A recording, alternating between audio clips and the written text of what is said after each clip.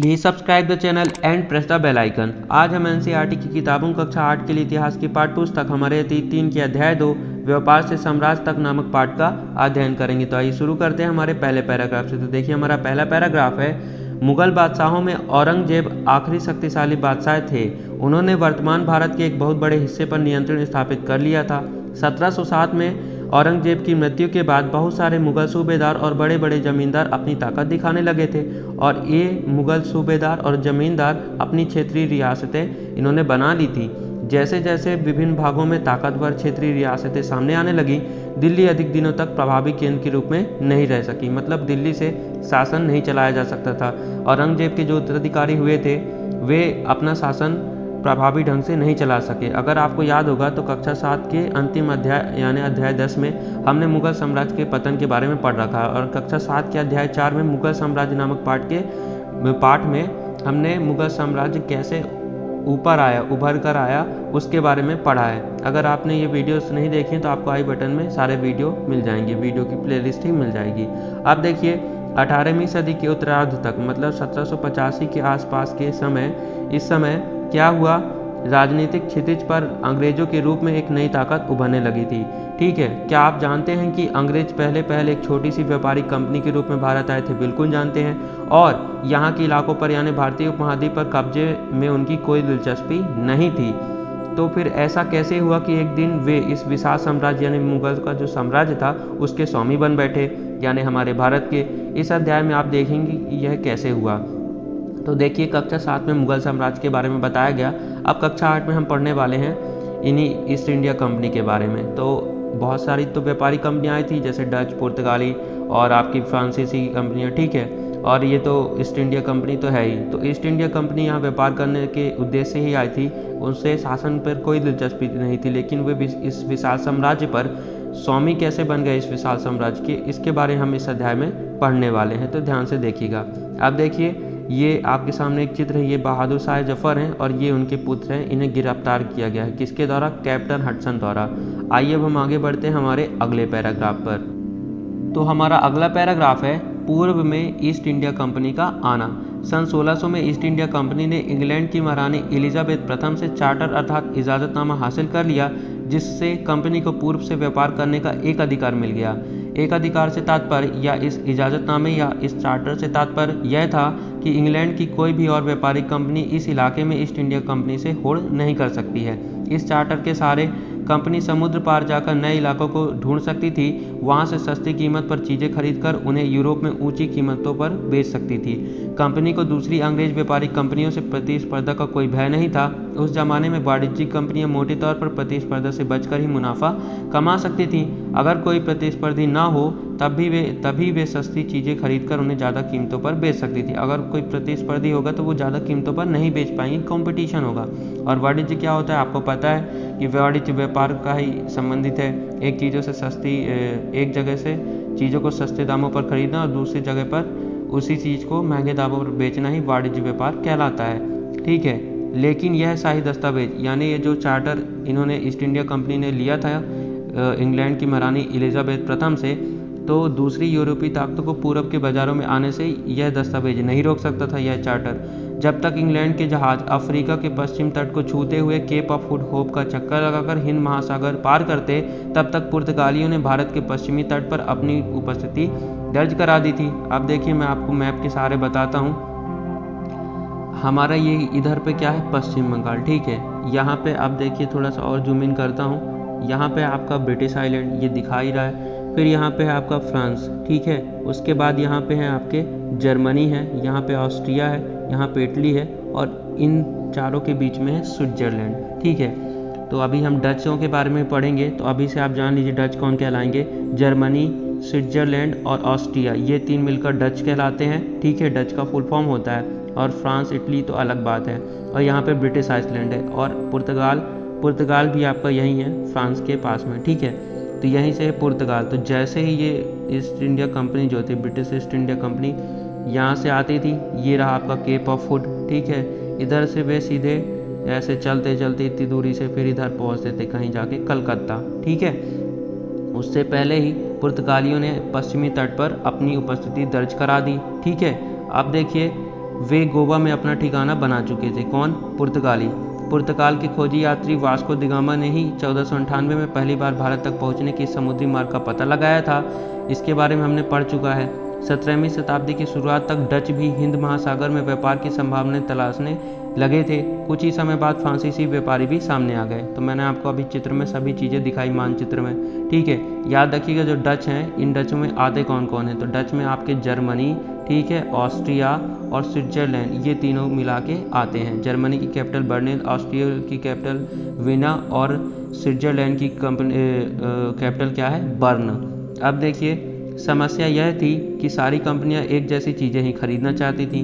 Europe के बाज़ारों में भारत के बने बारीक सूती कपड़े और रेशम की ज़बरदस्त मांग थी। इसके अलावा काली मिर्च, लौंग, इलायची और दालचीनी की भी ज़बरदस्त मांग रहती थी। यूरोपीय कंपनियों के बीच इस बढ़ती प्रतिस्पर्धा से भारतीय बाज़ारों में इन चीज़ों की कीमतें बढ़ने लगी। अब जब सामान कम होगा तो कीमत तो बढ़ेगी और उनसे मिलने वाला मुनाफा भी गिरने लगा। अब इन व्यापारी कंपनियों के फलने फूलने का यही एक रास्ता था कि वे अपनी प्रतिस्पर्धी कंपनी को खत्म कर दें। लिहाजा बाजारों पर कब्जे की इस होड़ ने व्यापारी कंपनियों के बीच लड़ाइयों की शुरुआत कर दी। 17वीं और 18वीं सदी में जब भी मौका मिलता कोई सी एक कंपनी किसी दूसरी कंपनी के जहाज़ों को डुबो देती, रास्ते में रुकावटें खड़ी कर देती और माल से लदे जहाज़ों को आगे बढ़ने से रोक देती थी। यह व्यापार हथियारों की मदद से चल रहा था। मतलब एक दूसरे का रास्ता रोकने का जो व्यापार था हथियारों की मदद से चल रहा था और व्यापारिक चौकियों को किलेबंदी के जरिए सुरक्षित रखा जाता था। अपनी बस्तियों को किलेबंद करने और व्यापार में मुनाफा कमाने की इन कोशिशों के कारण स्थानीय शासकों से भी टकराव होने लगे। इस प्रकार व्यापार और राजनीति को एक दूसरे से अलग रखना कंपनी के लिए मुश्किल होता जा रहा था। आइए देखें कि यह सब कैसे हुआ। अब देखिए हम पूरे अध्याय में जो भी बातें पढ़ने वाले हैं वो इस छोटे से पैराग्राफ में, छोटा से नहीं, एक पेज के पैराग्राफ में हमें सारी चीज़ें बताई गई। जैसा कि अभी आपने यहाँ देखा कि कोई भी कंपनी तभी मुनाफा कमा सकती थी जब उसका कोई प्रतिस्पर्धी नहीं होगा। उस ज़माने में वाणिज्यिक कंपनियां मोटे तौर पर प्रतिस्पर्धा से बचकर ही मुनाफा कमा सकती थी। इस वजह से इनकी जो प्रतिस्पर्धी होती थी वे उनके रास्ते में रुकावटें खड़े करने लगे थे। ठीक है, ये सब कैसे हो। उसके बाद फिर जब ये मुनाफा इन लोग कमाने लगे तो अपनी बस्तियों को वो किले बंद करने लगे। व्यापारी लोग जो बाहरी थे, फ्रांसीसी, डच या फिर ईस्ट इंडिया कंपनी के लोग, दूसरे लोग भी। तो इन कोशिशों के कारण जो वहाँ के स्थानीय शासक थे उनसे भी उनका टकराव होने लगा, यानी उनसे भी लड़ाई झगड़े होने लगे। इस प्रकार व्यापार और राजनीति को एक दूसरे से अलग रखना कंपनी के लिए मुश्किल होता जा रहा था। मतलब व्यापार तो कर रहे हैं लेकिन उसके साथ साथ पॉलिटिक्स भी चल रही है। कैसे वहाँ रहना है, आप यहाँ पर नियंत्रण स्थापित कर ले रहे हैं, आपका यहाँ पर प्रभाव पड़ रहा है। इस वजह से इन सब पर प्रभाव पड़ता है। तो आइए देखें कि यह सब कैसे हुआ। तो British East India Company Bengal में व्यापार शुरू करती है। कहाँ से? बंगाल से व्यापार शुरू करती है ईस्ट इंडिया कंपनी। पहली इंग्लिश फैक्ट्री 1651 में हुगली नदी के किनारे शुरू की गई। 1651 में हुगली नदी के किनारे। तो हुगली नदी भारत की एक नदी है, यह गंगा नदी की सहायक नदी है। ठीक है, विश्व की विश्वासघाती नदी किसे कहा जाता है? तो हुगली नदी को विश्व की सबसे विश्वासघाती नदी कहा जाता है। हुगली नदी के किनारे ही कोलकाता बंदरगाह स्थित है।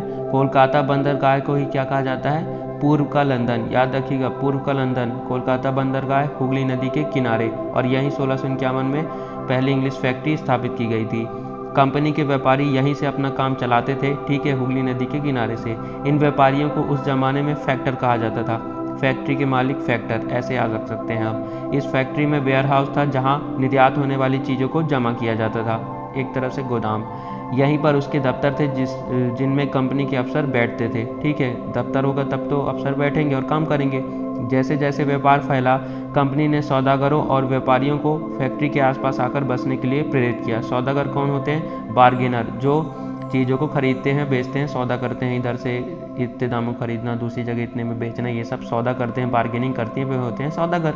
ठीक है, 1696 तक कंपनी ने इस आबादी के चारों तरफ एक किला बनाना शुरू कर दिया। अब जब आबादी बसा ली उन्होंने हुगली नदी के किनारे सौदागरों की, तब उन्होंने किलेबंदी शुरू करी थी। 2 साल बाद उसने मुगल अफसरों को रिश्वत देकर 3 गांवों की जमींदारी भी खरीद ली।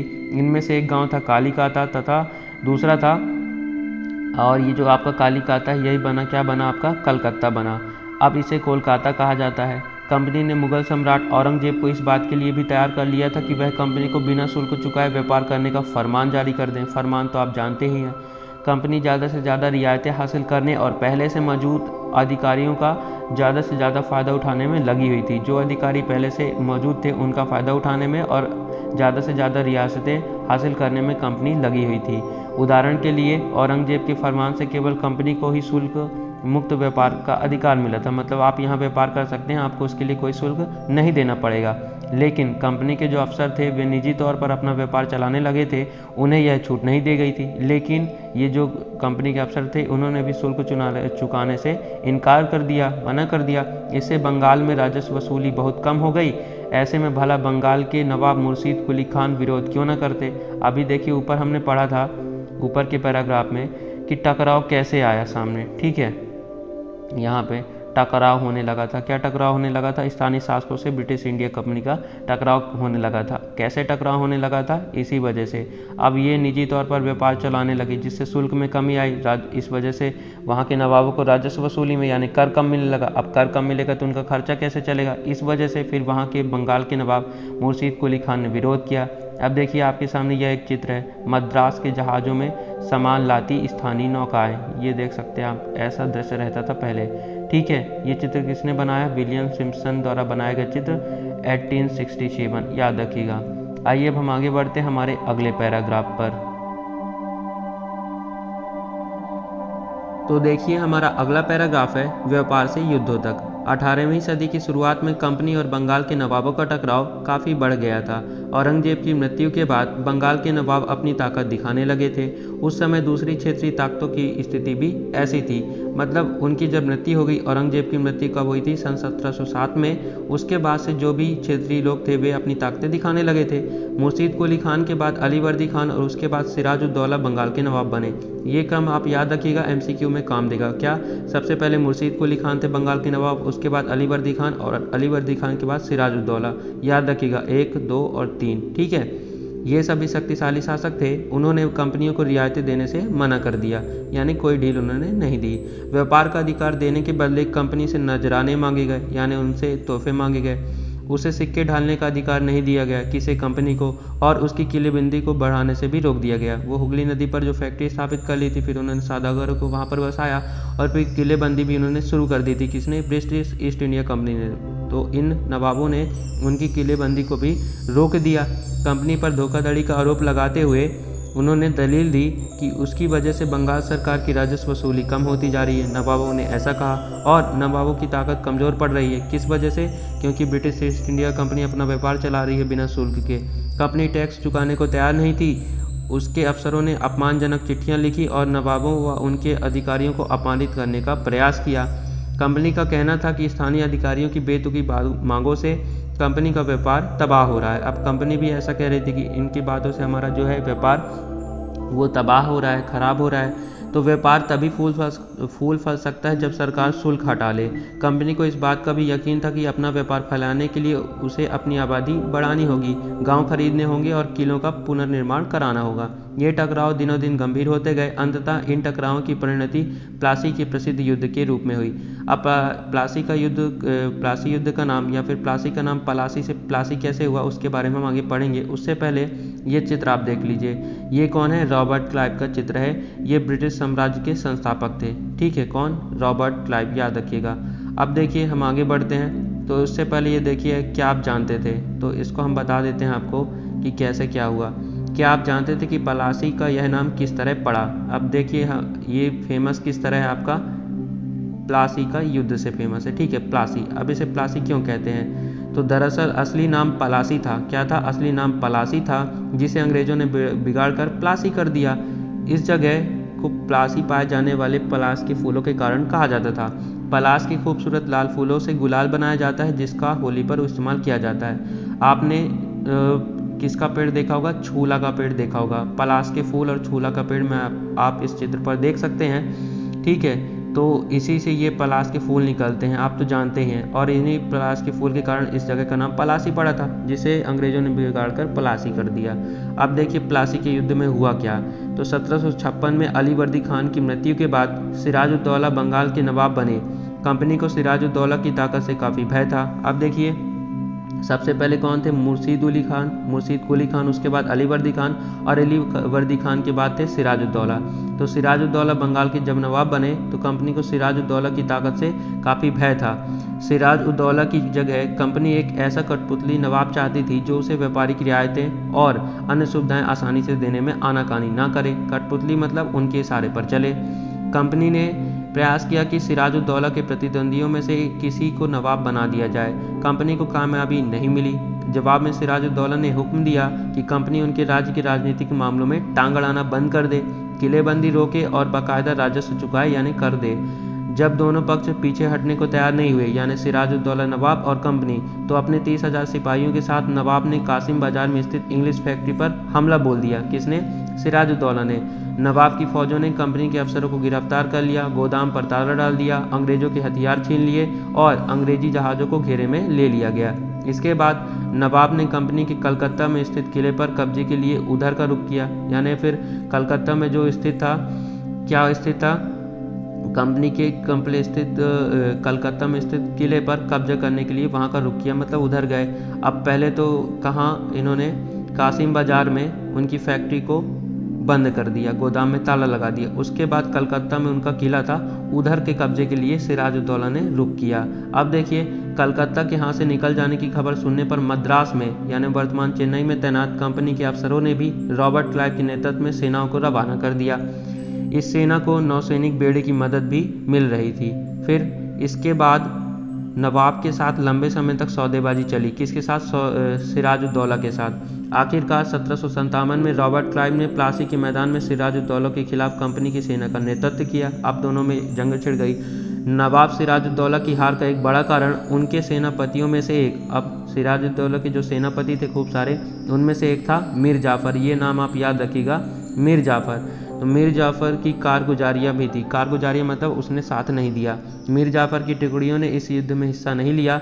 रॉबर्ट क्लाइव ने यह कर उसे अपने साथ मिला लिया था कि सिराजुद्दौला को हटाकर मीर जाफ़र को नवाब बना दिया जाएगा, जिस वजह से मीर जाफ़र ने अपने नवाब का साथ नहीं दिया और दूसरे पक्ष में चला गया। अब विश्वासघाती मिल गए तो फिर सिराजुद्दौला जो है युद्ध हार गया। अब देखिए, प्लासी की जंग इसलिए महत्वपूर्ण मानी जाती क्योंकि भारत में यह कंपनी की पहली बड़ी जीत थी। अब वो नवाबों से जीत गए थे, ठीक है, भारत में पहली बड़ी जीत उन्हें मिल चुकी थी, वे बंगाल पर जीत विजय हासिल कर चुके थे। प्लासी की जंग के बाद सिराजुद्दौला को मार दिया गया और मीर जाफ़र नवाब बना। जैसा कि रॉबर्ट क्लाइव ने मीर जाफ़र को लालच दिया था, उसी प्रकार उसने किया। सिराजुद्दौला को युद्ध के बाद मार दिया गया और मीर जाफ़र को नवाब बना दिया गया। कंपनी अभी भी शासन की जिम्मेदारी संभालने को तैयार नहीं थी। अभी तो वे व्यापार करने के उद्देश्य में थे, अब वे शासन की इच्छा उनके अंदर नहीं थी, लेकिन उसका मूल उद्देश्य तो व्यापार को फैलाना था कंपनी का। अगर यह काम स्थानीय शासकों की मदद से बिना लड़ाई लड़े ही किया जा सकता था तो किसी राज्य को सीधे अपने कब्जे में लेने की क्या ज़रूरत थी? फिर राज्य चलाने का अलग से कार्यभार आएगा। इसलिए वे केवल व्यापार पर फोकस कर रहे थे। लेकिन जल्दी ही कंपनी को एहसास हुआ, उन्हें यह महसूस हुआ, ब्रिटिश ईस्ट इंडिया कंपनी को, कि यह रास्ता भी आसान नहीं है। कठपुतली नवाब भी हमेशा कंपनी के इशारों पर नहीं चलते थे। यानी जैसे मीर जाफ़र, उन्होंने कठपुतली नवाब बना लिया था कि हमारा सब कुछ करेगा, लेकिन क्या होता था, उन्हें भी तो अपनी प्रजा की नज़र में सम्मान और संप्रभुता का दिखावा करना पड़ता था, जिस वजह से वे क्या करते थे? अच्छे से काम नहीं करते थे। वे संतुष्ट ब्रिटिश ईस्ट इंडिया कंपनी को संतुष्ट नहीं कर पाते थे ये कठपुतली नवाब, जैसे आपका मीर जाफ़र। तो फिर कंपनी क्या करती? अब कंपनी के सामने क्या रास्ता है? तो जब मीर जाफ़र ने कंपनी का विरोध किया तो कंपनी ने उसे हटाकर मीर कासिम को नवाब बना दिया, याद रखिएगा। फिर मीर कासिम परेशान करने लगा तो बक्सर की लड़ाई में 1764 में जो बक्सर की लड़ाई हो तो उसको भी हराना पड़ा, ठीक है। तो क्या हुआ, जब कंपनी परेशान हो गई इस कठपुतली नवाब से, तो कंपनी ने दूसरे शासक मीर कासिम को स्थापित कर दिया। अब फिर मीर शासक ने भी क्या किया, परेशान करने लगा कंपनी को, तो बक्सर की लड़ाई में 1764 में उसे भी हराया गया। उसके बाद बंगाल से बाहर कर दिया गया और मीर जाफ़र को दोबारा नवाब बनाया गया। अब देखिए, मीर जाफ़र को मारा नहीं गया था, जो कि सिराजुद्दौला का सेनापति था। मीर जाफ़र ने जब परेशान किया तो मीर जाफ़र को हटाकर किसे, मीर कासिम को बैठाया गया। फिर मीर कासिम ने परेशान किया तो मीर कासिम को हराकर फिर से मीर जाफ़र को नवाब बनाया गया, ठीक है। उसके बाद अब नवाब को हर महीने 5 लाख रुपए कंपनी को चुकाने होते थे। कंपनी अपने सैनिक खर्चों से निपटने, व्यापारिक जरूरतों तथा अन्य खर्चों को पूरा करने के लिए और पैसा चाहती थी। कंपनी और ज़्यादा इलाके तथा और ज़्यादा कमाई चाहती थी। 1765 में जब मीर जाफ़र की मृत्यु हो गई तब तक कंपनी के इरादे बदल चुके थे। अब देखिए अब कहाँ तक जिंदा रहेगा मीर जाफ़र। 1765 में मीर जाफ़र की मृत्यु हो गई, जिसने सिराजुद्दौला के साथ क्या किया था, जो कि सिराजुद्दौला का सेनापति था और उसने उसके साथ धोखा किया। अब देखिए कठपुतली नवाबों के साथ अपने खराब अनुभवों को देखते हुए रॉबर्ट क्लाइव ने ऐलान किया कि अब हमें खुद ही नवाब बनना पड़ेगा। अब रॉबर्ट क्लाइव ने फिर इस तरह किसकी स्थापना की, आपको मैंने अभी बताया, यह है रॉबर्ट क्लाइव। ठीक है, इन्होंने भारत में ब्रिटिश साम्राज्य की स्थापना की। अब उन्होंने यही फरमान जारी किया रॉबर्ट क्लाइव ने क्या किया कि अब हमें खुद ही नवाब बनना पड़ेगा। अब देखिए आखिरकार 1765 में मुगल सम्राट ने कंपनी को ही बंगाल प्रांत का दीवान भी नियुक्त कर दिया। दीवानी मिलने के कारण, अच्छा दीवान क्या होता है आपको मैं बता दूं, तो भू राजस्व वसूल करने का अधिकार, यानी कर वसूलने का अधिकार। पहले नवाबों को होता था कि नवाब आप यहाँ से कर वसूलिए, लेकिन मुगल सम्राट ने अब किसे दीवान नियुक्त कर दिया, कंपनी को ही, यानी आप कर वसूलो। अब देखिए दीवानी मिलने के कारण कंपनी को बंगाल के विशाल राजस्व संसाधनों पर नियंत्रण भी मिल गया था। इस तरह कंपनी की एक पुरानी समस्या हल हो गई थी। 18वीं सदी की शुरुआत में से ही भारत के साथ उसका व्यापार बढ़ता जा रहा था, यानी कंपनी का व्यापार, लेकिन उसे भारत में ज़्यादातर चीज़ें ब्रिटेन से लाए गए सोने और चांदी के बदले में खरीदने पड़ती थी। मतलब यहाँ से जो सस्ती चीज़ें वो खरीदते थे और वहाँ जाकर महंगी में बेचते थे, तो इसके लिए तो उन्हें धन की आवश्यकता पड़ती थी, जिसके लिए वे सोने और चांदी को अपने ब्रिटिश से ही, इंग्लैंड से ही लाते थे। इसकी वजह यह थी कि उस समय ब्रिटेन के पास भारत में बेचने के लिए कोई और चीज़ नहीं थी, तो वे सोने और चांदी ही लेकर आते थे। प्लासी की जंग के बाद ब्रिटेन से सोने की निकासी कम होने लगी और बंगाल की दीवानी मिलने के बाद तो ब्रिटेन से सोना लाने की जरूरत ही नहीं रही। अब भारत में होने वाली आमदनी के सहारे ही कंपनी अपने खर्चे चला सकती थी।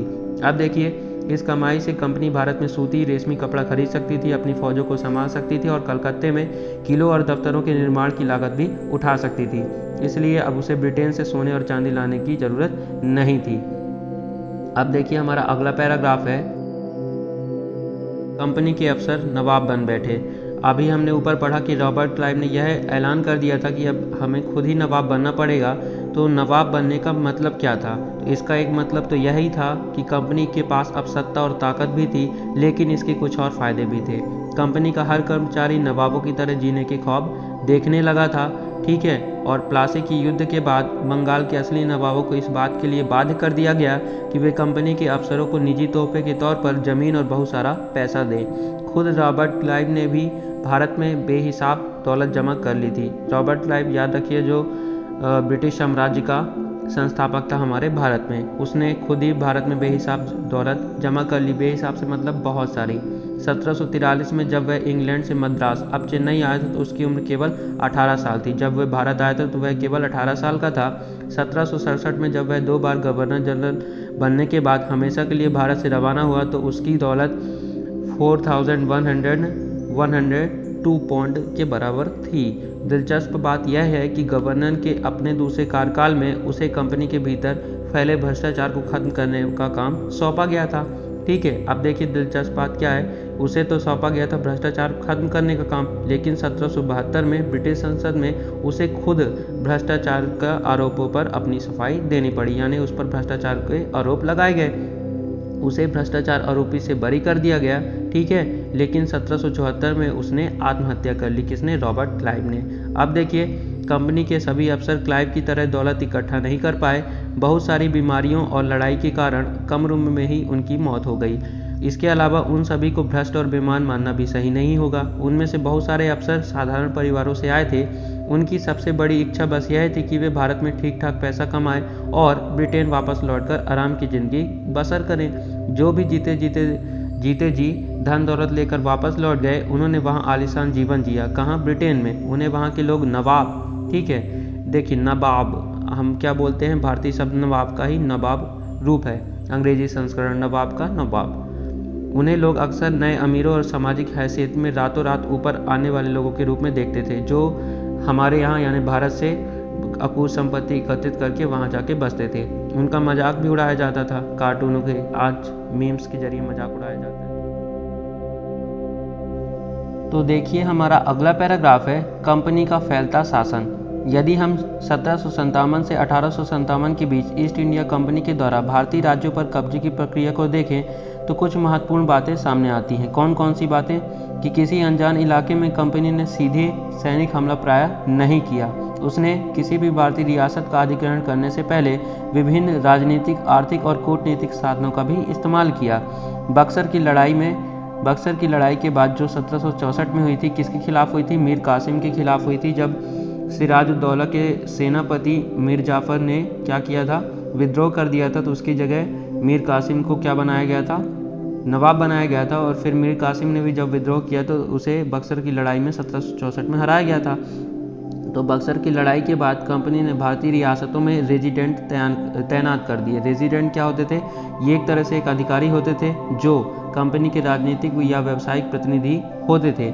उनका काम क्या होता था? रेजिडेंटों का काम। तो रेजिडेंट के माध्यम से कंपनी के अधिकारी भारतीय राज्यों के भीतरी मामलों में भी दखल देने लगते थे। अगला राजा कौन होगा, किस पद पर किसको बिठाया जाएगा, इस तरह की चीज़ें भी कंपनी के अफसर ही तय करना चाहते थे। कंपनी के अफसर यानी रेजिडेंट, मतलब अफसरों ने रेजिडेंट को ऐसे मतलब क्रम चल रहा था। मतलब उस राज्य में, भारतीय राज्यों में एक रेजिडेंट होता था जो कि भारतीय राज्यों के कामों में दखल देता था। अब देखिए, कई बार कंपनियों ने रियासतों पर सहायक संधि भी थोप दी। जो रियासत इस बंदोबस्त को मान लेती थी उसे अपनी स्वतंत्र सेनाएं रखने का अधिकार नहीं रहता था। अब देखिए, सहायक संधि में क्या होता है?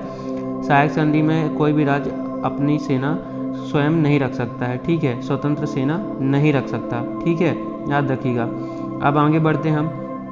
अब जब स्वतंत्र सेना नहीं रख सकता है तो उसे कंपनी की तरफ से सुरक्षा दी जाती थी। अब कंपनी की तरफ से सुरक्षा दी जाती थी तो कुछ लेते भी रहे होंगे।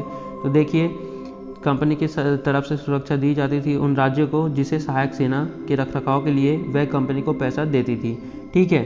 अब जो भी राज्य होता था तो राज्य को कंपनी जो है सहायक सेना के रूप में क्या देती थी? सहायता देती थी, सुरक्षा प्रदान करती थी। और राज्य को स्वयं पर्सनल सेना रखने की स्वतंत्रता नहीं देती थी कंपनी, जो सहायक संधि में आ जाते थे, ठीक है। अब सहायक सेना के रखरखाव के लिए वह कंपनी को पैसा देते थे। कौन? राज्य के लोग। अगर भारतीय शासक रकम अदा करने से चूक जाते तो जुर्माने के तौर पर उनका इलाका कंपनी अपने कब्जे में ले लेती थी। उदाहरण के लिए, जब रिचर्ड वेलजली जो हैं गवर्नर जनरल थे 1798 से 1805 के बीच में, तो रिचर्ड वेलजली ने उस समय अवध के नवाब को 1801 में अपना आधा इलाका कंपनी को सौंपने के लिए मजबूर किया। क्यों? क्योंकि उसने सहायक सेना के लिए पैसा अदा करने से वे चूक गए थे। मतलब वो न रहा होगा पैसा, ऐसा जो भी बात रही हो, या फिर जान के ना दिया हो, तो उन्होंने पैसे नहीं दिए, जिस वजह से अवध को, है ना, अवध का आधा इलाका कंपनी में मिला लिया गया था। रिचर्ड वेलजली द्वारा उसने दबाव बनाया था अवध के नवाब पर। इसी आधार पर हैदराबाद के भी कई इलाके छीन लिए गए। अब याद रखिएगा, सबसे पहले किसे सहायक संधि से अपने इलाके में मिलाया था कंपनियों ने?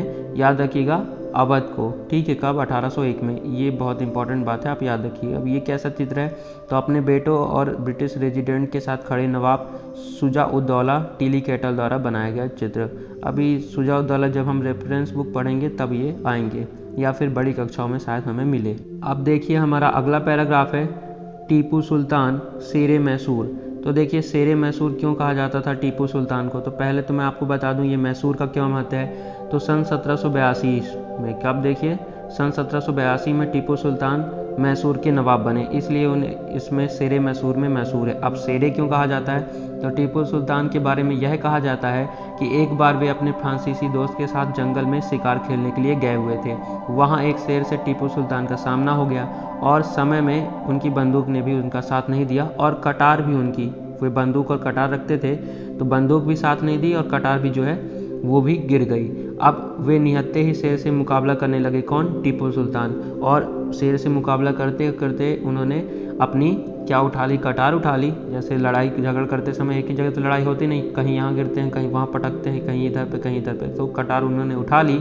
और कटार उठाने के बाद उन्होंने आखिरकार शेर को मार गिराया। इस वजह से उन्हें शेरे मैसूर भी कहा जाता है, ठीक है। अब देखिए, जब कंपनी को अपने राजनीतिक और आर्थिक हितों पर खतरा दिखाई दिया तो कंपनी ने प्रत्यक्ष सैनिक टकराव का रास्ता भी अपनाया। प्रत्यक्ष सैनिक टकराव मतलब सीधे युद्ध।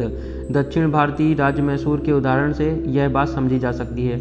मैसूर कहाँ है? दक्षिण भारत में, ठीक है। अब देखिए हैदर अली, शासनकाल हैदर अली का है 1761 से 1782 और उनके विख्यात पुत्र टीपू सुल्तान। टीपू सुल्तान ने शासन किया 1782 में नवाब बने, 1799 तक उन्होंने शासन किया 17 साल तक।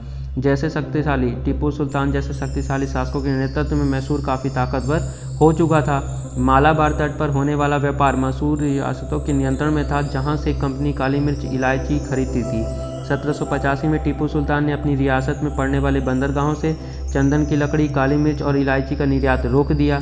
सुल्तान ने स्थानीय सौदागरों को भी कंपनी के साथ व्यापार करने से रोक दिया। इस वजह से टीपू सुल्तान ने भारत में अपने रहने वाले फ्रांसीसी व्यापारियों से घनिष्ठ संबंध विकसित कर उनकी मदद से अपनी सेना का आधुनिकीकरण किया। देखिए इतने सारे कदम उठाए उसने, ठीक है। कंपनी के सौदागरों से, अपने इलाके के सौदागरों से क्या कह दिया, कंपनी के साथ व्यापार ना करे, और इलायची और काली मिर्च इसके व्यापार जो खरीदती थी कंपनी उसमें भी रोक लगाई, ठीक है। और फ्रांसीसी व्यापारियों के साथ, ईस्ट इंडिया कंपनी के साथ नहीं था टीपू सुल्तान, फ्रांसीसी व्यापारियों के साथ टीपू सुल्तान ने घनिष्ठ संबंध स्थापित किए और हैदर अली ने भी, इनका यही क्रम चलता रहा, ठीक है। और इनकी मदद से अपनी सेना का आधुनिकीकरण भी किया। आधुनिकीकरण मतलब पुराने ज़माने के कल्चर को छोड़कर नई नई नीतियाँ अपनाई। अब देखिए सुल्तान के इन कदमों से, अब ये सारे कदम सुल्तान ने यानी टीपू सुल्तान ने उठाए, तो इन कदमों से अंग्रेज आग बबूला हो गए, मतलब गुस्सा हो गए। उन्हें हैदर अली और टीपू सुल्तान बहुत महत्वाकांक्षी, घमंडी और खतरनाक दिखाई देते थे। हैदर अली कौन था? टीपू सुल्तान के पिता थे, ठीक है। अब देखिए अंग्रेजों को लगता था कि ऐसे राजाओं को नियंत्रित करना और कुचलना जरूरी है। फलस्वरूप परिणाम क्या हुआ कि मैसूर के साथ अंग्रेजों की 4 बार लड़ाई हुई, 1767 से 1769, 1780 से 1784 और 1790 से 1792 के बीच, और अंततः 1799 में टीपू सुल्तान की हार हुई। श्रीरंगपट्टम की आखिरी जंग में कंपनी को सफलता मिली। देखिए 1799 में अंतिम युद्ध हुआ था श्रीरंगपट्टम में, ठीक है। अपनी राजधानी की रक्षा करते हुए टीपू सुल्तान मारे गए और मैसूर का राजकाज पुराने वोडियार राजवंश के हाथों में सौंप दिया गया, जो उनकी कठपुतली बन गए थे, किसकी? ब्रिटिशों की। इसके साथ ही मैसूर पर भी सहायक संधि थोप दी गई। सहायक संधि के बारे में अभी हमने पिछले पैराग्राफ में पढ़ा, जिसमें क्या होता था कि इन्हें सहायक संधि में राज्यों को स्वतंत्र सेनाएं रखने की अनुमति नहीं होती थी। सहायक सेना दी जाती थी ब्रिटिश कंपनी की ओर से, और उस सेना को चलाने के लिए राज्यों को क्या देना पड़ता था? कर या राजस्व देना पड़ता था, ठीक है, किन्हें? कंपनी को। और कर या राजस्व न दे पाने पर इसका आधा राज्य या पूरा राज्य, आधा राज्य जो है कंपनी अपने शासन में मिला लेती थी। आइए अब हम आगे बढ़ते हैं, उससे पहले आपके सामने ये चित्र है टीपू का खिलौना। टीपू के खिलौने के बारे में बहुत ही इंटरेस्टेड जानकारी दी गई है, आप वीडियो को पॉज करके इसे पढ़ सकते हैं। अब देखिए एक महत्वपूर्ण चित्र मैं आपको दिखाता हूँ, ये रहा चित्र। देखिए ये टीपू सुल्तान के बेटों को बंधक के रूप में कॉर्नवालिस के सामने पेश किया जा रहा है। ये टीपू सुल्तान के बच्चे हैं, ये है कॉर्नवालिस, इसके सामने पेश किया जा रहा है, ठीक है। अब देखिए कंपनी की फौजों को हैदर अली और टीपू सुल्तान ने कई बार युद्ध में हराया था। कंपनी की फौज 4 बार युद्ध हुआ था, उससे भी छोटे मोटे युद्ध तो हुए होंगे। तो हैदर अली टीपू सुल्तान के पिता, ठीक है, तो और उनके पुत्र टीपू सुल्तान, इन दोनों ने मिलकर कंपनी की फौजों को कई बार हराया था। लेकिन 1792 में मराठा, हैदराबाद के निजाम और कंपनी की संयुक्त फौजों के हमले के बाद टीपू सुल्तान को अंग्रेजी से संधि करनी पड़ गई। इस संधि के तहत उनके 2 बेटों को अंग्रेजों ने बंधक के रूप में अपने पास रख लिया। ब्रिटिश चित्रकारों को ऐसे दृश्यों की तस्वीर बनाने में मजा आता था जिनमें अंग्रेजों की सत्ता की विजय दिखाई देती थी। अब देखिए अब हम आगे बढ़ते हैं हमारे अगले पैराग्राफ पर। तो देखिए हमारा अगला पैराग्राफ है मराठों से लड़ाई। अब देखिए ब्रिटिश ईस्ट इंडिया कंपनी की अब मराठों से लड़ाई होती है। तो 18वीं शताब्दी के आखिर में कंपनी मराठों की ताकत को भी काबू और खत्म करने के बारे में सोचने लगी थी। 1761 में पानीपत की तीसरी लड़ाई में हार के बाद दिल्ली से देश का शासन चलाने में मराठों का सपना चूर चूर हो गया था। आपको पता है पानीपत की तीसरी लड़ाई जो हुई थी मराठों और मुगलों के बीच में हुई थी, जिसमें से पानीपत की तीसरी लड़ाई में मराठा हार गए थे। अब देखिए अब हारने के बाद दिल्ली से देश का शासन चलाने का मराठों का सपना टूट गया। मराठा चाहते थे दिल्ली से पूरे देश को नियंत्रित करना, यह सपना उनका टूट गया जब उन्हें पानीपत की तीसरी लड़ाई में हार का सामना करना पड़ा। किन्हें? मराठों को। अब देखिए मराठे कई राज्यों में बांट दिया गया उन्हें जब हार गए। इन राज्यों की बागडोर सिंधिया, होलकर, गायकवाड़ और भोसले जैसे अलग अलग राजवंशों के हाथों में थी। ये सारे सरदार एक पेशवा सर्वोच्च मंत्री के अंतर्गत एक कॉन्फेडरेंसी के सदस्य थे। ये पेशवा कौन थे? चितवाहन ब्राह्मण थे। आपको याद होगा मैंने पिछले अध्याय में भी बताया है, चितवाहन ब्राह्मण थे ये पेशवा यानी प्रधानमंत्री। अब देखिए कॉन्फेडरेंसी मतलब एक संगठन होता है। पेशवा यानी प्रधानमंत्री इस राज्यमंडल का सैनिक और प्रशासकीय प्रमुख होता था और पुणे में रहता था। पुणे यानी आपका महाराष्ट्र पुणे, ठीक है। महादजी सिंधिया और नाना फडणवीस 18वीं सदी के आखिर के दो प्रसिद्ध मराठा योद्धा और राजनीतिज्ञ हुए। आप देखिए इनके साथ युद्ध कैसे हुआ, कैसे इन्होंने कंपनी ने मराठा को हराया। तो एक के बाद एक कई युद्धों में कंपनी ने मराठों को घुटने टेकने पर मजबूर कर दिया।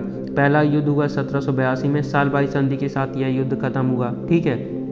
कौन सी संधि हुई? सालबाई संधि। एमसीक्यू में काम देगा, याद रखिए। अब देखिए दूसरा अंग्रेज मराठा युद्ध हुआ 1803 से 1805 में, कई मोर्चों पर लड़ा गया। इसका नतीजा यह हुआ कि उड़ीसा और यमुना के उत्तर में स्थित आगरा व दिल्ली सहित कई भूभाग अंग्रेजों के कब्जे में आ गए, ठीक है। अब दूसरे युद्ध में क्या हुआ?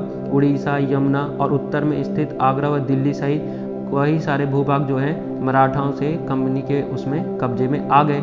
ये उनकी भी विजय हुई। एक बार 1782 में याद रखिएगा, फिर 1803 से 1805 में। 1782 का युद्ध सालबाई की संधि से खत्म हुआ। 1803 से 1805 का युद्ध कब किस में खत्म हुआ? उड़ीसा और यमुना और आगरा स्थित दिल्ली सहित कई भूभाग पर कंपनी ने कब्जा भी कर लिया, ठीक है। और लास्ट में हुआ 1817 से 1819 के तीसरे युद्ध में, अंग्रेज मराठा युद्ध में मराठों की ताकत को पूरी तरह से कुचल दिया गया। पेशवा को पुणे से हटाकर कानपुर के पास बिठूर में पेंशन पर भेज दिया गया। अब विंध्य के दक्षिण में स्थित पूरे भूभाग पर कंपनी का नियंत्रण हो चुका था। अब देखिए ये जो हमारा पैराग्राफ है, मराठों से लड़ाई। तो मराठों से कितनी बार लड़ाई हुई? 3 बार लड़ाई हुई। कब हुई? सबसे पहली बार 1782 में। याद रखिएगा यह युद्ध सालबाई संधि के साथ खत्म हुआ। सालबाई संधि के बारे में हम आगे आने वाले अध्याय में या फिर रेफरेंस बुक में कवर करेंगे। अब देखिए 1803 से 1805 में तो क्या हुआ? दूसरा अंग्रेज मराठा युद्ध हुआ। याद रखिएगा पहला 1782, दूसरा 1803 से 1805, तो तीसरा है 1817 से 1819। जब दूसरा युद्ध हुआ तो कई बड़े भूभागों को कंपनी ने अपने कब्जे में ले लिया। और जब तीसरा अंग्रेज मराठा युद्ध हुआ तो क्या हुआ? मराठा का जो शासन था, मराठाओं को अंग्रेजों ने पूरी तरह से कुचल दिया था, ठीक है, याद रखिएगा। और पेशवा को जो प्रधानमंत्री था वहाँ वो पुणे से हटाकर कानपुर के पास बिठूर में पेंशन पर भेज दी गई। आपको वहाँ पेंशन मिलेगी, आप वहाँ स्वतंत्र रहो, जियो खाओ और कुछ दिन में मर जाना। अब देखिए विंध्य के दक्षिण में स्थित पूरे भूभाग पर अब कंपनी का नियंत्रण हो चुका था।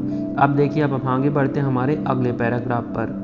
हमारा अगला पैराग्राफ है सर्वोच्चता का दावा। अब देखिए कंपनी जो है ब्रिटिश ईस्ट इंडिया कंपनी अब खुद को सर्वोच्च यानी सबसे ऊंचा मानने लगी थी। तो देखिए वह कैसे दावा करती है। तो उपरोक्त विवरण से स्पष्ट है कि 19वीं सदी की शुरुआत से कंपनी क्षेत्रीय विस्तार की आक्रामक नीति पर चल रही थी। वे अप्रत्यक्ष युद्ध करने लगे थे। जैसे मराठाओं को उन्होंने कुचला, किन्होंने? अंग्रेजों ने। लॉर्ड हेस्टिंग्स 1813 से 1823 तक गवर्नर जनरल थे। उनके नेतृत्व में सर्वोच्चता की एक नई नीति शुरू की गई, ठीक है। किसके नेतृत्व में? देख लीजिए चित्र, लॉर्ड हेस्टिंग्स के नेतृत्व में, ठीक है। अब देखिए एक नई नीति की शुरू की गई। कंपनी का दावा था कि उसकी सत्ता सर्वोच्च है, इसलिए वह भारतीय राज्यों के ऊपर है, भारतीय राज्यों से ऊपर है। अपने हितों की रक्षा के लिए वह भारतीय रियासतों का अधिग्रहण करने या उनको अधिग्रहण की धमकी देने का अधिकार अपने पास मानती थी। कौन? British East India company. यह सोच बाद में भी अंग्रेजों की नीतियों में दिखाई देती रही। अब देखिए लेकिन यह प्रक्रिया बेरोक टोक नहीं चली। अब कौन बाहर के लोगों को इतनी आसानी से शासन करने देगा? तो रोक टोक हुई। उदाहरण के लिए जब अंग्रेजों ने कित्तूर, फिलहाल कर्नाटक में एक छोटे से राज्य को कब्जे में लेने का प्रयास किया तो रानी चेन्नम्मा ने हथियार उठा लिए। ये है आपकी रानी चेन्नम्मा, ठीक है। उनकी स्मृति में एक स्मृति बनाई गई है, ठीक है। उनकी स्मृति में एक मूर्ति बनाई गई है। उन्होंने विद्रोह कर दिया। अब याद रखिएगा रानी चेन्नम्मा एमसीक्यू में काम देगा। अब देखिए हथियार उठा लिए उन्होंने अंग्रेजों के खिलाफ, तो अंग्रेजों के खिलाफ आंदोलन छेड़ दिया उन्होंने, रानी चेन्नम्मा ने, याद रखिएगा। अब देखिए 1824 में रानी चेन्नम्मा को गिरफ्तार कर लिया गया और 1829 में जेल में ही उनकी मृत्यु हो गई। किसकी? रानी चेन्नम्मा की, याद रखिएगा। और कहाँ की थी ये? कित्तूर की थी, जो फिलहाल कर्नाटक में, वर्तमान कर्नाटक में है। अब देखिए चेन्नम्मा के बाद कित्तूर स्थित संगोली के एक करीब चौकीदार राय अन्ना ने भी यह विरोध जारी रखा, ठीक है। उन्होंने भी इस विरोध को खत्म नहीं होने दिया उनकी गिरफ्तारी के साथ। किसकी गिरफ्तारी? रानी चेन्नम्मा की गिरफ्तारी के साथ राय अन्ना ने इस प्रतिरोध को जारी रखा। चौतरफा समर्थन और सहायता से उन्होंने बहुत सारे ब्रिटिश शिविरों और दस्तावेजों को नष्ट कर दिया। मतलब राय अन्ना को बहुत सपोर्ट मिला, जिस वजह से उन्होंने ब्रिटिश शिविरों तथा दस्तावेजों को नष्ट कर दिया। आखिरकार उन्हें भी किसे? राय अन्ना को भी अंग्रेजों ने क्या किया? लास्टली राय अन्ना को भी पकड़कर 1830 में फांसी पर लटका दिया गया। प्रतिरोध के ऐसे कई दूसरे उदाहरण आप इस किताब में आगे पढ़ेंगे। मतलब प्रतिरोध मतलब इनसे अंग्रेजों से टकराव जो है जारी रहे, बेरोक-टोक ये शासन नहीं चला सके। उनमें से एक उदाहरण आपके सामने ये दिया गया। तो याद रखिए रानी चेन्नम्मा ने हथियार उठाए थे अंग्रेजों के खिलाफ। 1824 में उन्हें फिर गिरफ्तार कर लिया गया और फिर इस प्रतिरोध को रायन्ना ने जारी रखा था। ऐसे अन्य उदाहरण भी हम आगे पढ़ेंगे। अब देखिए 1830 के दशक के अंत में ईस्ट इंडिया कंपनी रूस के प्रभाव से बहुत डरी हुई थी। कंपनी को भय था कि कहीं रूस का प्रभाव पूरे एशिया में फैलकर उत्तर पश्चिम से भारत को भी अपनी चपेट में न ले ले। इसी डर के चलते अंग्रेज अब उत्तरी पश्चिमी भारत पर भी अपना नियंत्रण स्थापित करना चाहते थे। ठीक है, अब हमारा जो ऊपर है उत्तर पश्चिम तरफ भी वे नियंत्रण स्थापित करना चाहते थे ब्रिटिश ईस्ट इंडिया कंपनी। किस वजह से कि रूस का प्रभाव पूरे एशिया से लेकर फिर भारत तक ना पहुंच जाए। अब देखिए ब्रिटिश ईस्ट इंडिया कंपनी ने 1838 से 1842 के बीच अफगानिस्तान के साथ एक लंबी लड़ाई लड़ी उन्होंने। ठीक है, अफगानिस्तान आपको पता है कहाँ पे है। ठीक है, पाकिस्तान के पास ऊपर अफगानिस्तान, तो उधर से उन्होंने लंबी लड़ाई लड़ी अफगानिस्तान के साथ। अप्रत्यक्ष शासन स्थापित कर लिया उन्होंने। अप्रत्यक्ष शासन मतलब वहाँ तो शासन करते थे वहाँ के नवाब, वहाँ के राजा लोग ही, लेकिन अप्रत्यक्ष शासन से ऐसा कर कुछ इन्हें मिलता रहा होगा। 1843 में सिंध भी कब्जे में आ गया। इसके बाद पंजाब की बारी थी। यहाँ महाराजा रणजीत सिंह ने कंपनी की दाल नहीं गलने दी। आप देखिए जो पाकिस्तान में पंजाब है वहाँ के राजा थे महाराजा रणजीत सिंह, उन्होंने कंपनी की दाल यहाँ नहीं गलने दी और 1839 में उनकी मृत्यु के बाद इस रियासत के साथ 2 लंबी लड़ाइयाँ हुई। ठीक है, अंग्रेजों की। आखिरकार 1849 में अंग्रेजों ने पंजाब का भी अधिग्रहण कर लिया। अब देखिए आपके पाकिस्तान वाले पंजाब को भी कब्जे में लेने के लिए भी 2 युद्ध लड़ने पड़े, जबकि जब तक ये महाराजा रणजीत सिंह राजा थे तो उनकी दाल ही नहीं गली थी। ठीक है, फिर उनकी जब मृत्यु होगी महाराजा रणजीत सिंह की, तो 2 युद्धों के बाद 1849 में लास्टली उन्होंने पंजाब का भी अधिग्रहण कर लिया, यानी अपने कब्जे में ले लिया। किसने? ब्रिटिश ईस्ट इंडिया कंपनी ने। ये ऐसे उनका शासन जो है धीरे धीरे फैल रहा था। अब आइए हम आगे बढ़ते हैं हमारे अगले पैराग्राफ पर। हमारा अगला पैराग्राफ है विलय नीति। तो विलय नीति किसने लाई थी? विलय नीति लॉर्ड डलहौजी ने लाई थी। ठीक है, अब देखिए अधिग्रहण की आखिरी लहर मतलब अधिग्रहण चल रहा था। मराठाओं का दमन हुआ, टीपू सुल्तान का दमन हुआ, बंगाल के तीनों नवाबों का दमन हो गया। ठीक है, इन सब का दमन होने के बाद आखिरी लहर कहाँ चली? अब देखिए 1848 से 1856 के बीच गवर्नर जनरल बने लॉर्ड डलहौजी के शासनकाल में चली। ठीक है, यह जो लहर थी कब चली? लॉर्ड डलहौजी के शासनकाल में चली। एक नई नीति अपनाई गई जिसे विलय नीति का नाम दिया गया। यह सिद्धांत इस तर्क पर आधारित था कि अगर किसी शासक की मृत्यु हो जाती है और उसका कोई पुरुष वारिस नहीं है तो उसकी रियासत हड़प कर ली जाएगी, यानी कंपनी के भूभाग का हिस्सा बन जाएगी। इस सिद्धांत के आधार पर एक के बाद एक कई रियासतें सतारा, संबलपुर, उदयपुर, नागपुर और झांसी अंग्रेजों के हाथों में चली गई। झांसी आप जानते ही हैं, अच्छे से सुना है इसके बारे में। अब देखिए आखिरकार 1856 में कंपनी ने अवध को भी अपने नियंत्रण में ले लिया। इस बार अंग्रेजों ने एक नया तर्क दिया। उन्होंने कहा कि वे अवध की जनता को नवाब के कुशासन से आज़ाद कराने के लिए कर्तव्य से बंधे हुए हैं, इसलिए वे अवध पर कब्जा करने के लिए मजबूर हैं। अपने प्रिय नवाब को जिस तरह से गद्दी से हटाया गया उसे देखकर लोगों में गुस्सा भड़क उठा और अवध के लोगों ने भी 1857 की महान विद्रोह में शामिल हो गए। देखिए 1857 की जो क्रांति हुई थी इस प्रकार से बढ़ रही थी। अंग्रेजी ब्रिटिश ईस्ट इंडिया कंपनी लगातार अपना जो है क्या बढ़ा रही थी, अपना साम्राज्य क्षेत्र बढ़ा रही थी। अब देखिए कैसे साम्राज्य क्षेत्र बढ़ा रही थी, तो ये देखिए आपके सामने ये मानचित्र है। कब का मानचित्र है ये? सबसे पहला मानचित्र है आपका 1797 का। तो देखिए 1797 में क्या हालत थी, यहाँ पर आपके जो वर्तमान यहाँ पर पश्चिम बंगाल है, यहाँ पे तो बांग्लादेश है वर्तमान। ठीक है, यहाँ पे आपके 7 राज्य हैं, आसाम, नागालैंड, मणिपुर, मिजोरम, त्रिपुरा, अरुणाचल प्रदेश, ये सारे हैं यहाँ पे। ठीक है, इन सबको उन्होंने कब्जे में ले लिया था। यहाँ पर आपका आंध्र प्रदेश है वर्तमान, यहाँ पे थोड़ा सा मद्रास, चेन्नई, यहाँ पे थोड़ा सा केरल। ठीक है, इतने पर ही उनका कब्जा हुआ था। कब? यहाँ पे बनारस, यहाँ पे आपका उत्तर प्रदेश, इधर तक ही कब्जा हुआ था। कब? 1797 में। अब देखिए बात जब आती है 1840 की, कितने सालों बाद? 43 सालों बाद। तो 43 सालों बाद क्या फ़र्क देखने को मिल रहा है? यहाँ पर तो उनका पहले से कब्जा था, सातों यहाँ पे हैं जो 7 राज्य। उसके बाद यहाँ पे उत्तर प्रदेश तक पहुँच गए थे। अब वे यहाँ पर भी उत्तर प्रदेश, उत्तराखंड तक पहुँच गए, यहाँ पे दिल्ली भी पहुँच गए। ठीक है, और यहाँ पे आपका कौन सा है? पंजाब, हरियाणा, दिल्ली और हरियाणा, यहाँ पर भी उन्होंने कब्जा कर लिया। फिर यहाँ पे विंध्य में भी, यहाँ महाराष्ट्र में भी, यहाँ पे थोड़ा गुजरात में भी, ये थोड़ा सा प्लेस यहाँ पे होगा किसी राजस्थान का हो सकता है यहाँ पे। ठीक है, और यहाँ पे आपका कर्नाटक, तमिलनाडु, आंध्र प्रदेश, कर्नाटक, ठीक है, इधर भी इन्होंने कब्जा कर लिया। कब? 1840 में। अब देखिए कब की बात हो रही है, अब 1857 आते आते उन्होंने कहाँ कहाँ कब्जा कर लिया। तो अब तो देखिए कितना सारा उनका ग्राफ हो चुका है। ये येलो वाला है उन्हीं का है, कंपनी का।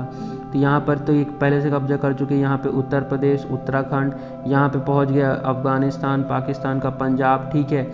और ये वाला पंजाब हमारा पंजाब भी, और हरियाणा भी, दिल्ली पर भी, और यहाँ पर भी, और इसके बाद यहाँ पे गुजरात में, ये थोड़ा सा राजस्थान में हिस्सा है, और ये महाराष्ट्र, यहाँ पे कर्नाटक, आंध्र प्रदेश, तमिलनाडु, केरल, इन सभी जगहों पर इन्होंने शासन स्थापित कर लिया था ब्रिटिश कंपनी ने। अब देखिए हमारा अगला पैराग्राफ है।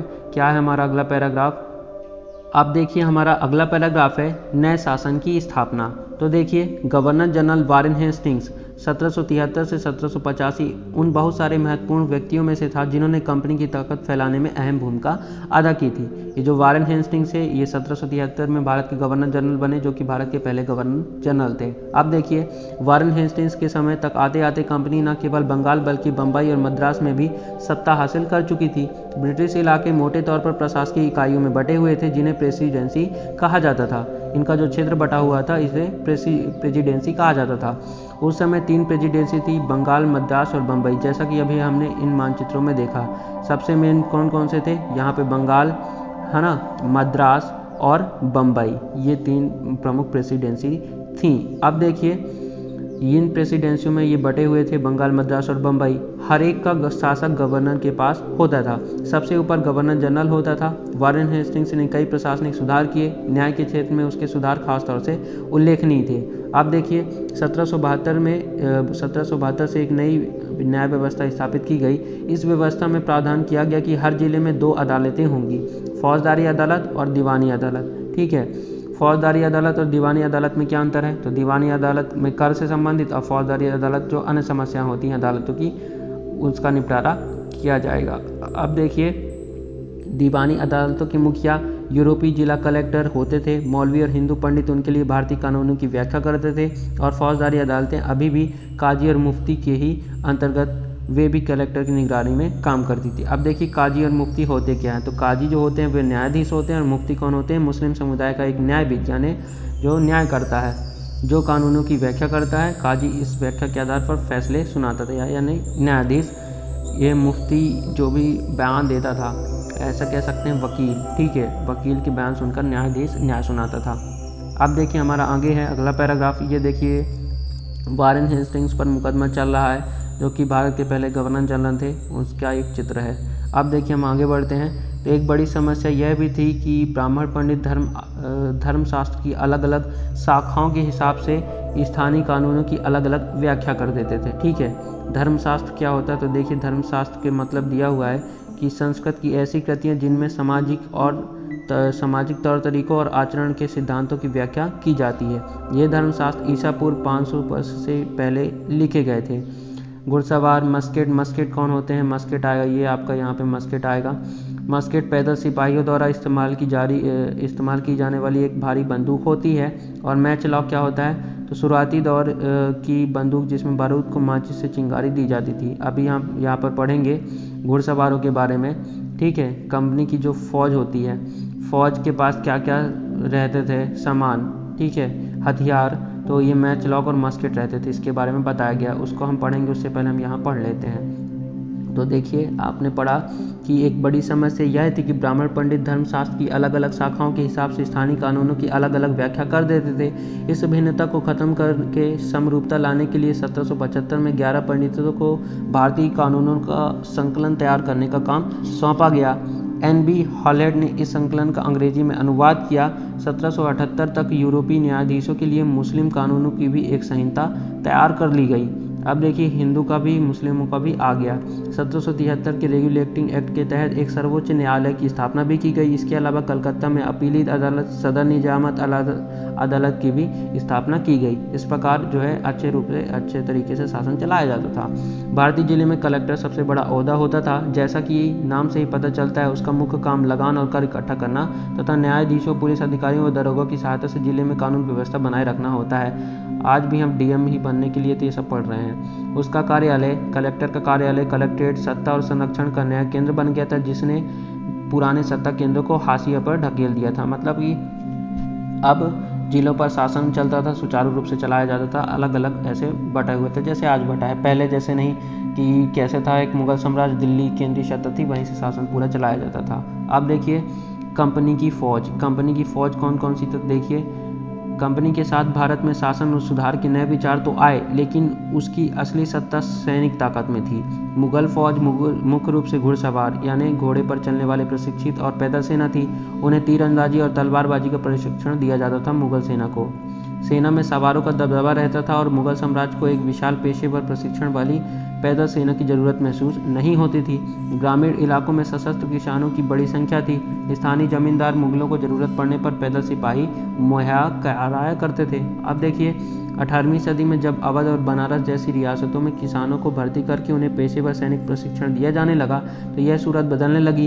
ईस्ट इंडिया कंपनी ने जब अपनी सेना के लिए भर्ती शुरू की तो उन्होंने भी यही तरीका अपनाया और अंग्रेज अपनी सेना को सिपाही यानी भारतीय शब्द सिपाही से ही बना है, आर्मी कहते थे।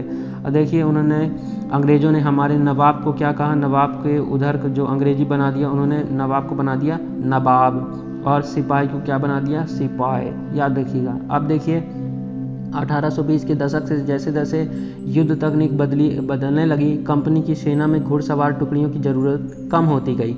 इसकी वजह यह थी कि ब्रिटिश साम्राज्य बर्मा, अफगानिस्तान और मिस्र में भी लड़ रहा था, जहां सिपाही मस्केट, मैचलॉक से लैस होते थे।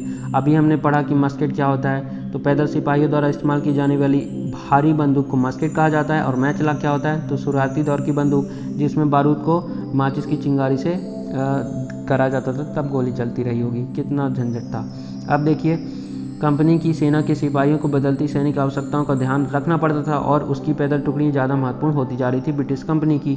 19वीं सदी की शुरुआत में अंग्रेज एक समरूप सैनिक संस्कृति विकसित करने लगे थे। सिपाहियों को यूरोपीय ढंग का प्रशिक्षण, अभ्यास और अनुशासन सिखाया जाने लगा था। अब उनका जीवन पहले से भी ज़्यादा क्या हो गया था, कठिन हो गया रहा होगा, नियंत्रित हो गया था। किसका, सेनाओं का।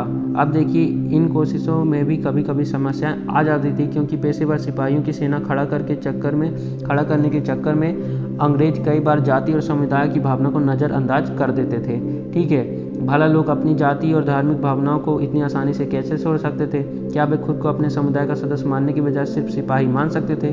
जैसे होता है कि हम भारत माता के सबूत हैं, चाहे हिंदू हो, चाहे मुस्लिम हो, चाहे सिख हो, चाहे ईसाई हो, चाहे कोई भी धर्म का हो, वे काम करते हैं। ये जो विद्रोह हुआ था कैसे हुआ था आपको पता है। और एक बात मैं आपको बता दूं कि समुद्र के पार जाने से भी लोग क्या मानते थे, अपना धर्म भ्रष्ट हो जाना मानते थे। जैसे कोई है सिपाही है तो उन्हें क्या होता था, इस लड़ाई युद्ध के लिए, अब अंग्रेजों का शासन तो भारत बस में था नहीं, और जगह भी था, तो युद्ध अगर ईस्ट इंडिया कंपनी में वे क्या है, सैनिक है, तो उन्हें युद्ध के लिए दूसरी जगह भी ले जाया जाता था। तो वे खुद का धर्म भ्रष्ट मानते थे, सैनिक दूसरे समुद्र यात्रा करने से धर्म भ्रष्ट मानते थे। ठीक है, ऐसी धारणा बनी हुई थी। सिपाही क्या महसूस करते थे, अपने जीवन और अपनी पहचान यानी वे कौन है, इस बात के एहसास में जो बदलाव आ रहे थे उनको सिपाहियों ने किस तरह देखा। 1857 का विद्रोह हमें सिपाहियों की इस दुनिया की झलक दिखाता है। इस विद्रोह के बारे में हम अध्याय 5 में विस्तार से पढ़ेंगे। आपको याद होगा जो 1857 की क्रांति हुई उसमें क्या हुआ था, उनकी एक बंदूक आई थी अंग्रेजों की। ये सब कहानी आपके दिमाग में चल रही होगी। यह वीडियो काफ़ी लंबा हो चुका है, जिस वजह से ये सब बातें हम दूसरी वीडियो में भी कर सकते हैं, ये आप याद रखिएगा। ठीक है, कैसे प्रतिरोध हुआ। अब देखिए निष्कर्ष क्या होता है। तो निष्कर्ष अभी कंपनी कैसे आई, कंपनी आई थी यहाँ व्यापार करने। ठीक है, उन्होंने क्या किया, व्यापार के बाद वे उनका साम्राज्य में शासक करने का कोई इरादा नहीं था, लेकिन धीरे धीरे ऐसी ज़रूरतें आई जिसकी वजह से वे शासन करने लगे। शुरू कहाँ से हुआ, बंगाल के नवाबों से हुआ। ठीक है, फिर मराठाओं का दमन हुआ, टीपू सुल्तान, ये सारे धीरे धीरे आते गए, सबका दमन होता गया। जैसे मराठाओं का देखिए, ईस्ट इंडिया कंपनी एक व्यापारिक कंपनी से बढ़ते बढ़ते एक भौगोलिक औपनिवेशिक शक्ति बन गई थी। औपनिवेशिक क्या होता है, जो अब मैंने आपको बताया कि जब एक देश पर दूसरे देश के दबदबे से यानी दबाव से राजनीतिक, आर्थिक, सामाजिक और सांस्कृतिक परिवर्तन आते हैं, तो इसी प्रक्रिया को औपनिवेशिक कहा जाता है। अब देखिए 19वीं सदी की शुरुआत में नई भाप तकनीक से आने से यह प्रक्रिया और तेज हुई। कौन सी प्रक्रिया, जो कंपनी थी वो अपनी जगह से यानी इंग्लैंड से यहाँ तक आने में उन्हें कम समय लगने लगा जब भाप तकनीक के जहाज आ गए। तब तक समुद्र मार्ग से भारत पहुंचने में 6 से 8 माह का समय लग जाता था, पहले जब ये तकनीक नहीं थी। ठीक है, भाप से चलने वाले जहाज़ों ने यह यात्रा 3 हफ्तों में समेट दी। कहाँ 6-8 महीने, कहाँ 3 हफ्ते। इसके बाद तो जहाज़ से ज़्यादा अंग्रेज और उनके परिवार भारत जैसे दूर देश में आने लगे। ठीक है, अब कहीं जाने के लिए 7 से 8 महीना लगेगा तो कोई जाना चाहेगा। अब क्या हुआ, भाप इंजनों से यह जो यात्रा है 2 से 3 हफ्ते में ही सिमट गई। इस वजह से अंग्रेज उनके घर परिवार के लोग भी आने लगे। अब देखिए 1857 तक भारतीय उपमहाद्वीप के 63% भूभाग और 78% आबादी पर कंपनी का सीधा शासन स्थापित हो चुका था। ये आप याद रखिएगा, 1857 की क्रांति के समय 63% जमीन पर, ठीक है, भूभाग पर किसका, अंग्रेजों का शासन हो गया था, और 78% आबादी पर। ठीक है, तो 78% आबादी जो थी 63% भूभाग पर रहती थी, तो अंग्रेजों का शासन स्थापित हो चुका था 1857 तक। देश के शेष भूभाग और आबादी पर कंपनी का अप्रत्यक्ष प्रभाव था। इस प्रकार व्यवहारिक स्तर पर ईस्ट इंडिया कंपनी पूरे भारत को अपने नियंत्रण में ले चुकी थी। व्यवहारिक स्तर पर मतलब लगभग अब इतना सारा 78% पूरी जनता जो है, लगभग केवल 22% जो थी उनके उसमें नहीं थी, अंडर में। तो व्यवहारिक तौर पर हम कह सकते हैं कि पूरा शासन लगभग अंग्रेजों के हाथ में था। आइए हम आगे बढ़ते हैं हमारे सबसे इम्पोर्टेंट टॉपिक पर। हमारा सबसे इम्पोर्टेंट टॉपिक क्या है, फिर से याद करें। पहला क्वेश्चन है निम्नलिखित के जोड़े बनाएं। पहला है दीवानी। तो आपको पता है दीवानी किस में आएगा, दीवानी आएगा भू राजस्व वसूल करने का अधिकार में। ठीक है, दीवानी ऐसा हुआ। शेरे मैसूर कौन थे, आपके टीपू सुल्तान शेरे मैसूर थे। शेरे मैसूर क्यों कहा जाता है, आपको मैंने अंदर बताया। अब देखिए फौजदारी अदालत, तो फौजदारी अदालत का यही होगा, सेम है। रानी चेन्नम्मा ने क्या किया, कित्तूर में अंग्रेजी विरोधी आंदोलन का नेतृत्व किया। कित्तूर कहाँ, वर्तमान कर्नाटक में। सिपाही को सिपाही कहा उन्होंने, और नवाब को क्या कहा, नवाब कहा उन्होंने। और वारेन हेस्टिंग्स कौन थे, भारत के पहले गवर्नर जनरल। कब बने थे, सन 1773 ईस्वी में। आइए अब हम आगे बढ़ते हैं। तो देखिए रिक्तिस्थान की पूर्ति कीजिए। का नंबर है बंगाल पर अंग्रेजों की जीत खालिस्तान की जंग से शुरू हुई थी। बंगाल पर अंग्रेजों की जीत पलासी की जंग से शुरू हुई थी। अब देखिए पहला नाम था उसका पलासी, ठीक है। अब फिर प्लासी कैसे बना, तो ना अंग्रेजों ने नाम बिगाड़ दिया, अंग्रेजों ने नाम बिगाड़ कर क्या कर दिया, प्लासी कर दिया। अब देखिए हमारा अगला खालिस्तान क्या है कि डलहौजी ने खालिस्तान के सिद्धांत लागू किया, विलय नीति, विलय सिद्धांत लागू किया, ठीक है, लॉर्ड डलहौजी ने। फिर मराठा रियासतें मुख्य रूप से भारत की खालिस्तान भाग में स्थित थी, तो मराठा जो थे ये दक्षिण भाग में स्थित थे, ठीक है। अब देखिए सही गलत बताना है, आइए सही गलत का पता लगाते हैं, ठीक है। तो देखिए हमारा पहला सही गलत है का नंबर, मुगल साम्राज्य 18वीं सदी में मजबूत होता गया, बिल्कुल गलत, मुगल साम्राज्य का तो पतन हुआ था। दूसरा है इंग्लिश ईस्ट इंडिया कंपनी ने भारत के साथ व्यापार करने वाली एकमात्र यूरोपीय कंपनी थी, बिल्कुल गलत। फिर डच और फ्रांसीसी व्यापारी, ठीक है, पुर्तगाली, ये सब कौन थे अगर ईस्ट इंडिया कंपनी अकेली थी, तो दूसरा भी गलत है। तीसरा है महाराजा रणजीत सिंह पंजाब के राजा थे, बिल्कुल सही। चौथा है अंग्रेजों ने अपने कब्जे वाले इलाकों में कोई शासकीय बदलाव नहीं किए, बिल्कुल गलत, बिना बदलाव किए उनसे रहा कैसे जाएगा, उन्होंने तो शासन ही इसलिए पकड़ा था कि उन्हें बदलाव करना था। और महाराजा रणजीत सिंह पंजाब के शासक थे और अपने शासन के समय इन्होंने अंग्रेजों को पैर तक नहीं मारने दिया। उसके बाद जब इनकी मृत्यु हो गई तो 2 युद्धों के बाद पंजाब को भी अधिग्रहण कर लिया था अंग्रेजों ने, अधिग्रहण मतलब अपने कब्जे में ले लिया था। Thank you for watching. Please subscribe the channel and press the bell icon so that you never miss the notification of our any new video. Thank you for watching.